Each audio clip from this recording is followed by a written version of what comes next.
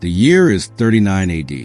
The air inside the Palatine dining hall is thick, heavy with the cloying scent of roasted ostrich, Falernian wine, and the metallic tang of cold sweat.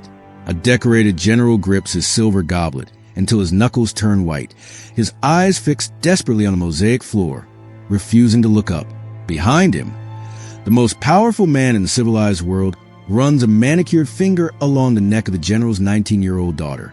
This is not a dinner party.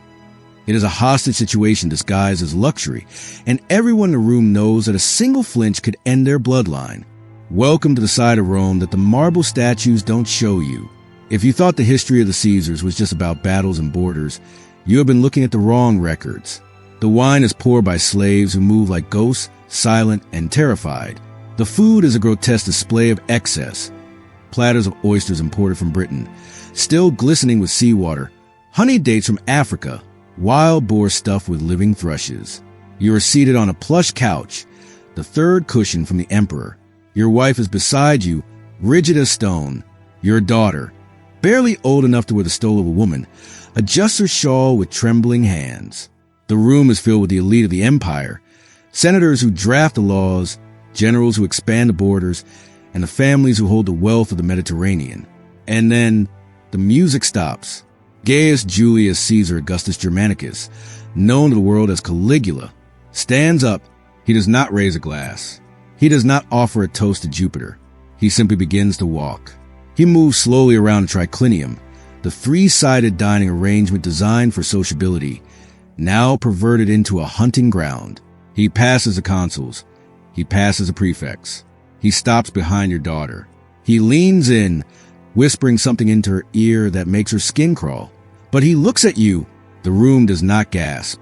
No one moves. The silence is so absolute you can hear the torches crackling in the sconces. In this palace, objection is not bravery. Objection is permission to die. So, you do what every father in this gilded cage has learned to do. You smile. You nod. You watch her stand up and follow him out of the room. And when she returns an hour later, eyes red-rimmed, dressed disheveled, staring at nothing, you pour more wine and pretend you saw nothing. Because Rome just taught you its harshest lesson. The empire does not care what you saw. It only cares what you are willing to forget. This is the history they scrubbed from the school books. This is the documented truth that Victorian historians were too polite to translate, but the records exist. If you believe that the silence of history shouldn't protect the monsters of the past, then subscribe to the channel. We are peeling back the gold leaf to show the rot underneath. To understand the nightmare of 39 AD, we must go back 2 years to a moment of blinding hope. The year is 37 AD. Tiberius, the old, paranoid recluse who had ruled Rome with a fist of ice on the cliffs of Capri, is finally dead. When the news hit the streets, the people didn't mourn. They cheered. Rome was ready for a savior, and they believed they had found one in a 24-year-old prince with a golden pedigree. They didn't crown a stranger. They crowned a memory. His father was Germanicus, the most beloved general in Roman history, a man whose death had caused crowds to weep in the streets and riot in the forum. His mother was Agrippina the Elder, a woman of iron who marched beside legions in the muddy forests of Germania while pregnant. Their son, Gaius, had grown up in military camps, toddling around in miniature soldiers' boots. The troops loved him. They called him Caligula, Little Boots. It was a cute nickname for a child, but a name that would eventually curdle the blood of the world. When Caligula rode into Rome, the city erupted in a frenzy of joy that borders on hysteria. It was a carnival of relief. Political prisoners, rotting in dungeons for years, were released into the sunlight. The grand gladiatorial games were funded with lavish abandon. The granaries, locked tight by Tiberius, were thrown open to feed the poor. Taxes were slashed. Suetonius, the Roman biographer, records that over 160,000 animals were sacrificed in the first 3 months alone. Imagine the smoke drifting over the 7 hills, the smell of burning fat and incense, a sensory overload of gratitude to the gods. For 7 months, it felt like the golden age had returned. The dark, cold winter of Tiberius was over. Rome was young again. Then came October 37 AD. The emperor collapsed. A fever raged through his body, violent and sudden. The joy of the city turned to terror. Priests were dispatched to every temple, from the Pantheon to the smallest shrines at the crossroads. Senators, caught up in the fervor, pledged their own lives to the gods in exchange for his. One man, Afranius Secundus, swore a solemn oath to fight in the arena as a gladiator if only the emperor would recover. Philo of Alexandria writes that the entire empire held its breath. Grain shipments stopped in the harbors of Alexandria. Markets in Antioch closed. Messengers rode horses to death, galloping day and night between Rome and the provinces, carrying updates on the emperor's pulse. For days, he lingered in the gray space between consciousness and death. And then he woke up. The historical records fracture here. Suetonius, Cassius Dio, Philo, Seneca, they all note the shift, but none can fully explain the mechanism. Was it brain fever? Meningitis? Encephalitis? Modern historians have speculated about lead poisoning from the aqueducts, or perhaps temporal lobe epilepsy. But the medical diagnosis is irrelevant to the victims. What matters is that the man who opened his eyes was not the man who had closed them. The golden prince had burned away in the fever, and something cold and reptilian had taken his place. Within weeks, the behavior began to twist. He declared himself a living god, not just in title, but in practice. He demanded temples be erected in his image. He forced distinguished senators, men in their 60s, to run alongside his chariot for miles in their heavy wool togas, gasping for air while he laughed. He ordered a floating bridge built across the Bay of Baiae, stretching over 2 miles, purely so he could ride a horse across it wearing the breastplate of Alexander the Great. It was a logistical impossibility that consumed hundreds of merchant ships, stalling the grain supply and risking famine, all for a fleeting moment of theatrical vanity. He revived the treason courts, the very weapon that had destroyed his own family. And then he turned his attention to the palace banquets. At first, the Roman elite interpreted these changes as eccentricities. They called it youthful excess, the dizziness of sudden absolute power. But as the months dragged on, the pattern clarified into something far more sinister. This wasn't insanity. It was methodology. The invitations to the palace ceased to be social calls. They became summonses. The emperor requests your attendance. Bring your wife. Bring your daughters if they are of age. Refusal was not an option. Refusal didn't even need to be forbidden explicitly, because everyone remembered the bodies thrown down the Gemonian stairs under Tiberius. So they came. They dressed in their finest silks. They put on their jewels, and they walked into the lion's den. The palace dining halls were vast, stretching over 300 feet, designed to dwarf the individual. Couches lined the walls, arranged strictly by rank. Slaves moved silently between them, bearing wine from the volcanic slopes of Vesuvius and delicacies imported from the furthest reaches of the empire. But Caligula, reclining at the head of the table, did not watch the dancers or the acrobats. He watched the women. Ancient sources describe a routine that became agonizingly predictable. He would study a senator's wife across the room, openly, aggressively, like a man inspecting livestock in a market. Her husband, seated perhaps 3 couches away, would have to sit frozen, staring at his hands or making polite conversation, while the emperor of Rome visually stripped his wife. Sometimes, Caligula would speak loudly, his voice cutting through the murmur of the room. He would critique her appearance, praising the curve of her neck or the shape of her mouth, using language that was deliberately chosen to humiliate the husband, to strip him of his masculinity and his honor in front of his peers. Then, the gesture, a flick of the hand. A servant would approach the woman with a quiet word. She would stand. She had no choice. She would follow the servant out of the dining hall, past the eyes of the entire Senate, and the room would continue eating. Conversation would resume, a little too loud, a little too forced. No one acknowledged what had just happened because acknowledging it meant making a choice. Object and vanish into a dungeon or stay silent and survive another night. Rome, the conqueror of the world, chose survival every single time. Suetonius writes with brutal plainness. He lived in habitual incest with all his sisters, and at large banquets he placed each of them in turn below him, while his wife reclined above. But the sisters were not the only targets. Seneca, the philosopher who lived through this era, describes how Caligula publicly evaluated Lalia Paulina, the wife of a consul. He examined her, then removed her from the room. When she returned, the consul, one of the highest-ranking officials in the state, did not react. Cassius Dio provides the most chilling detail. He summoned the wives of men to the palace as if to honor them. Then, after examining them as though they were slaves for sale, he took whichever one he pleased. Sometimes he sent for husbands as well and forced them to witness. The phrase, as if to honor them, is the key to the psychological torture. The summons was wrapped in the language of a gift, a compliment, an imperial favor. To refuse was to slap the emperor in the face. Afterwards, Dio tells us, Caligula would return to the banquet and openly discuss what had occurred in the private chambers. He would offer praise or criticism of the woman's performance, detailing intimate acts while her husband sat 10 feet away. Forced to listen. This wasn't secrecy. This was exhibition. It was a demonstration of total dominance. And the palace kept receipts. This wasn't a chaotic frenzy. It was a bureaucratic operation. Secretaries documented attendance. Names were logged in imperial archives. Who came, who brought whom, who left early, and why. Pliny the Elder mentions that these records existed for decades, stored in the dusty shells of the Palatine until they were finally destroyed under the Flavian dynasty to purge the shame. But while they existed, they served a terrifying purpose. They turned every banquet into a legal document. Attendance became complicity. By participating, by watching, by staying silent, the Senate implicated itself. They were witnesses to imperial crimes.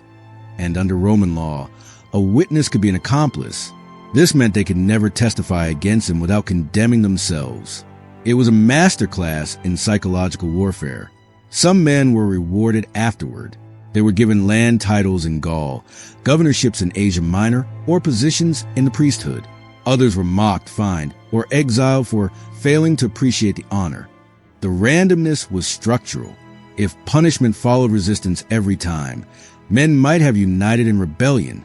But if punishment was arbitrary, if cooperation might bring a fortune or might bring death, then every man acted alone. They were isolated in their own calculations of survival. Collective resistance became impossible because you could never trust a man next to you. Was he a victim, or was he hoping for a promotion? Seneca describes a calculation perfectly. Men who had once commanded armies now measured their words at dinner, fearing that even a nod of agreement might be interpreted as a conspiracy.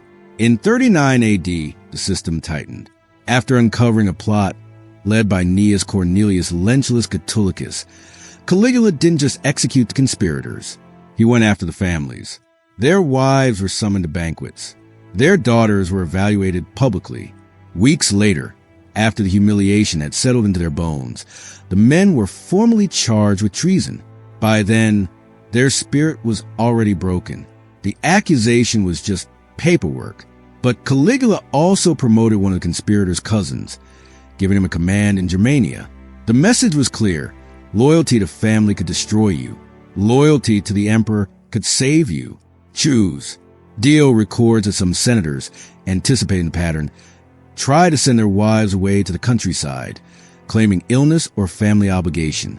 Caligula responded by requiring proof, medical inspections by state doctors, sworn testimony before magistrates. If the women did not appear, the husbands were fined or stripped of their rank for disrespecting imperial hospitality. One senator, whose name has been lost to the eroding winds of history, tried a different approach. He brought his wife to the banquet, but seated her between two older matrons, hoping that invisibility would provide protection. Caligula noticed immediately. He commended the senator publicly for his modesty, praised his devotion, and then summoned all three women. When they returned, the senator was assigned to inspect grain stores in Sardinia, a post that was effectively exile. His wife remained in Rome. The system was explicit. Your family attends or your career ends. And once they attended, they belonged to the palace. Some women didn't wait to be summoned. Lalia Paulina, mentioned earlier, didn't resist when called. Her family had paid fortunes for imperial favor before. She understood the trade. Seneca notes that she arrived at one banquet wearing emeralds and pearls worth 40 million sesterces. She wore them not as a protest, but as an advertisement. In Caligula's palace, being chosen could be framed to the outside world as a political success. Families began including these imperial audiences in marriage negotiations. A daughter who had attended the emperor's private chambers could be marketed as having imperial favor. The humiliation was rebranded, and Rome's elite were willing to rebrand it because the alternative was admitting they had no power left at all. But violence alone doesn't explain compliance. Caligula understood that fear exhausts people. You cannot rule by terror alone. You must mix it with hope. So he alternated punishment with reward. After a senator's wife was publicly taken, the senator might receive a lucrative grain contract the next morning. Philo of Alexandria describes watching this in person during his diplomatic visit to Rome.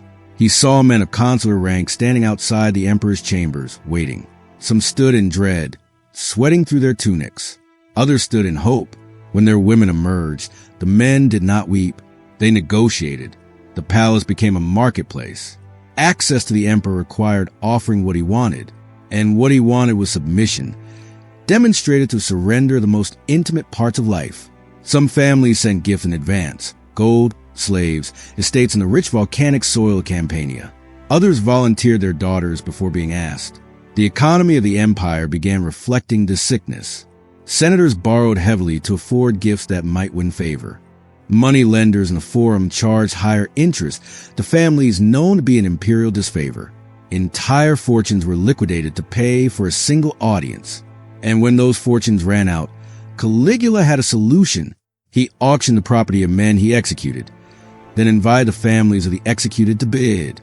Imagine the scene. You are forced to sit in a courtyard, bidding on the furniture and art that belonged to your murdered brother. If you refuse to bid, you are accused of disrespecting the emperor's generosity. If you bid, you are purchasing back your own stolen heritage at massively inflated prices. The treasury swelled, and Rome stayed silent. Not every interaction was forced. Some families anticipated the hunger. In early 40 AD, a senator named Valerius Catullus divorced his wife. There is no reason given in the records. He remarried within a month. His new bride was 18, descended from an old patrician family with no political connections. 3 weeks after the wedding, Catullus brought her to a palace banquet. She was seated near the emperor. Within an hour, she was gone. When she returned, Catullus was granted a lucrative post overseeing the aqueducts. Dio records this without judgment, just documentation. But the implication is nauseatingly clear. Catullus had selected a bride knowing what the palace required, and she, whether she understood or not, had been married into compliance. This wasn't rare. Marriage contracts from this period began including clauses about imperial obligations, legal language that allowed annulment if a wife failed to fulfill duties to the state. Rome had begun writing submission into its very laws. And who watched all of this? The Praetorian Guard. They stood outside every banquet, statues in bronze armor. They escorted the women to the emperor's chambers. They escorted them back. They saw the tears, the smeared makeup, the trembling hands. They saw everything, and they said nothing.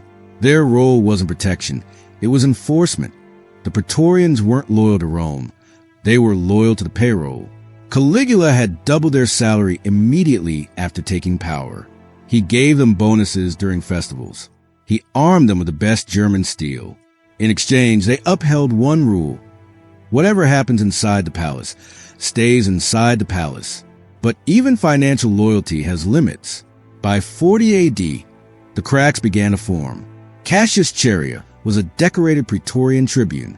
He had served under Germanicus, Caligula's father. He was an old soldier, battle-hardened, respected among the ranks. But he had a high-pitched voice, and Caligula found this hilarious. The emperor began to target Dio with relentless mockery. He questioned his manhood publicly. He gave him degrading passwords to repeat during guard rotations, words like Priapus, the god of fertility, or Venus, the goddess of love. He forced a scarred veteran to kiss his hand in exaggerated submission during mourning ceremonies, twisting his fingers to make the old soldier bow lower. Ancient sources describe Dio as visibly humiliated. He didn't object, but he stopped smiling. Other Praetorians noticed. Cornelius Sabinus, another tribune, had watched senators humiliated for months. He had escorted women who left the emperor's chambers weeping. He had stood guard while their husbands pretended not to notice. He had collected his salary. But the passwords were different. The passwords were directed at them. The Praetorians were being told, "You are no different than the senators. You endure because I allow it." By late 40 AD, the atmosphere in Rome was suffocating. Multiple plots existed. Senators whispered in private villas behind locked doors. Freedmen passed encrypted messages in marketplaces. But nothing moved. Caligula had built a system where individual resistance was suicide and collective action required trust. And in a palace where informants were rewarded with gold and silence for survival, trust was the scarcest resource of all. Charia's conspiracy succeeded not because it was brilliant. It succeeded because it was small. 3 men, maybe 4. No grand speeches in the Senate. No recruitment of armies. Just exhaustion. They didn't plan for months. They waited for an opportunity. January 24th, 41 AD, the Palatine Games. Thousands of citizens were in attendance, cheering at the theater. Around noon, Caligula decided to leave the theater to bathe and eat. He took an underground corridor, a crypto-porticus, leading back to the palace complex. The Germanic bodyguard, his personal unit of towering, loyal warriors, accompanied him part of the way. Then they stopped. Why? Because Charia told them to. He was their superior officer.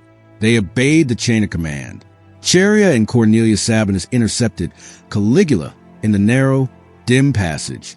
The acoustics of the stone tunnel would have amplified every footstep. The sources describe chaos. The first blow came from behind. Charia's blade struck between the shoulder and the neck, shattering the clavicle. Caligula fell to the hard stone floor, crying out. Then the others joined in. 30 stab wounds, some to the chest, some to the groin, some to the face.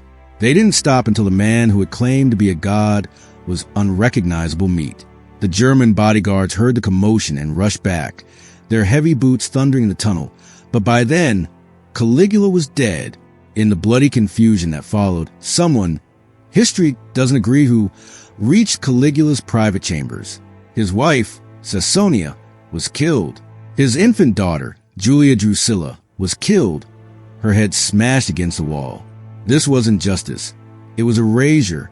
As long as Caligula's bloodline survived, someone might seek revenge. And no one wanted revenge. They wanted forgetfulness. When the news reached the Senate, they didn't mourn. But they didn't celebrate, either. They panicked. They debated whether to restore the Republic. For hours, arguments filled the chamber. Some senators called for elections. Others proposed a council of consuls rotating power. It felt, for a fleeting moment, like possibility. Like Rome might wake up from a nightmare. But the Senate had no army. The Praetorian Guard did.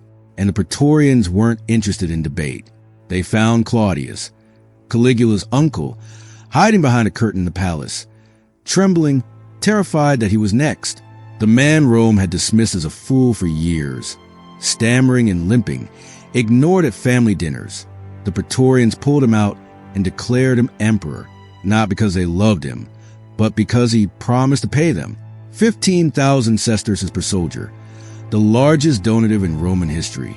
At that point, the Senate voted to confirm Claudius the same day. The Republic was never mentioned again. Charia expected execution. He had killed an emperor. He had violated a sacred oath as a Praetorian, but Claudius hesitated. Charia was popular among the troops.